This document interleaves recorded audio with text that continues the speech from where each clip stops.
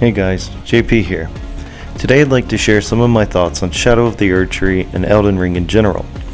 I'm a huge fan of FromSoft games, excluding Dark Souls 2, which I have not played. That I'm saving for a special stream. I love this game, and I've replayed it many times. That being said, there's some serious jank in Elden Ring, and some hyper jank in Shadow of the Erdtree. Most of this can be dealt with by changing the way I approach the game. So, if I try to play Elden Ring like Dark Souls 3, I find myself playing a game that seems incredibly hard and unfair. The bosses are faster, have more movesets, delayed attacks, and animation punishes that make it way harder to deal damage to them. Elden Ring encourages me to approach bosses from different angles and to try different builds.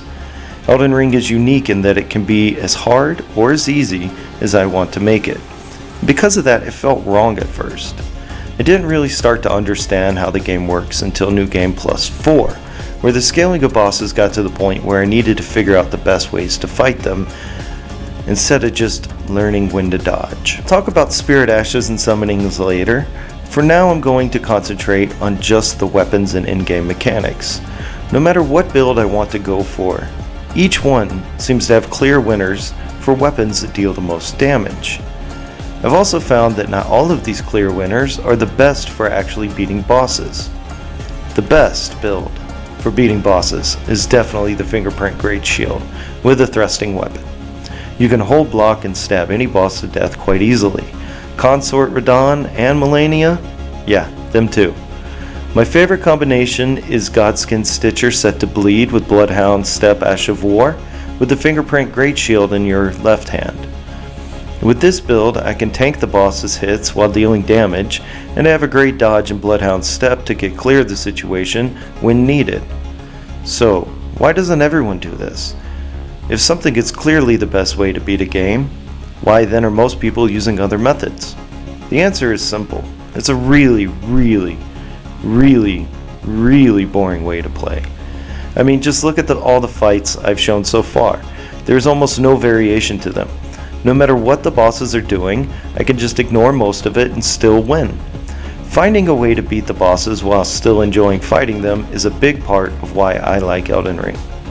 Even without using my easy mode build, there are tons of ways to melt the bosses. In fact, there are so many different ways to make broken builds that there are whole channels devoted to finding and sharing them. Fighting Cowboy and Fetch Your Life are two of my favorite ones. The Soulsborne games usually lock you into a build that has about the same chance of beating a boss as any other would. None of the other games have as many different weapons, nor do they give you as many upgrade materials for those weapons.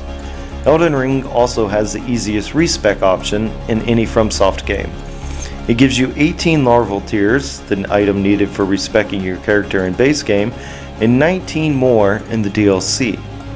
Dark Souls 3 only lets you respec 5 times per game cycle, while Bloodborne, Dark Souls 1, and Demon Souls don't give you the option at all.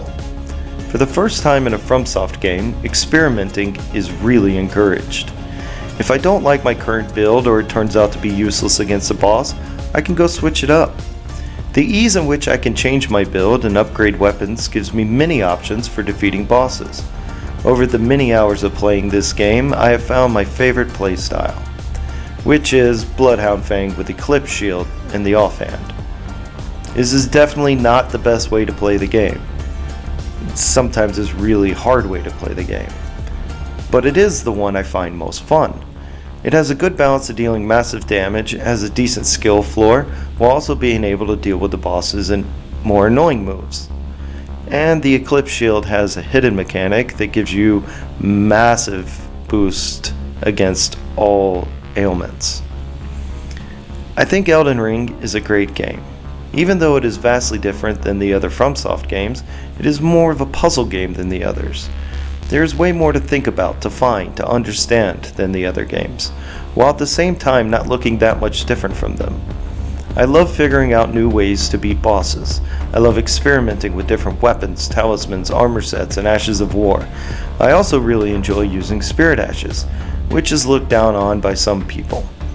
I have beat every boss in the game and DLC without spirits or summons, and with them. The experience I get from beating it solo is usually more fulfilling than it is when I use them.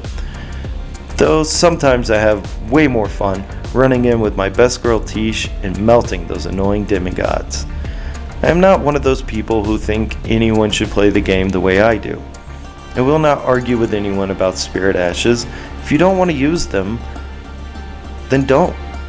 If you do, hey, have fun, use them.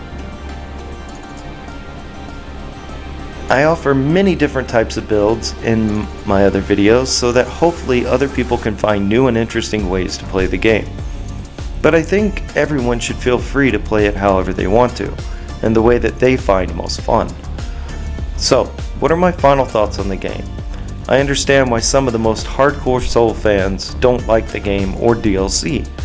Many of the bosses have some super crazy anime moves that are really hard to deal with using the standard Souls method of fighting. I don't disagree with these people on this. I do, however, think it's one of the things I like. Being forced to find new ways of dealing with the fights in this game has made it incredibly replayable for me. Overall, I give the base game 7 out of 10 and the DLC a 6 out of 10. These are not low numbers for me, by the way. My two favorite games of all time are Bloodborne and God of War Ragnarok, and they get a 7 out of 10 and 8 out of 10 respectively. I don't believe in 10 out of 10 games or movies, as I think it's impossible to be perfect. If you've made it this far, thank you so much for watching. I'm going to be putting more time into making videos. Hopefully something I make will bring at least some joy or entertainment to some of you. If you like this video, please like and subscribe. If you don't like this, feel free to tell me why. I'm super new to this and could really use the feedback. And if you just want to say mean things, hey, that's fine too. Thanks again for watching.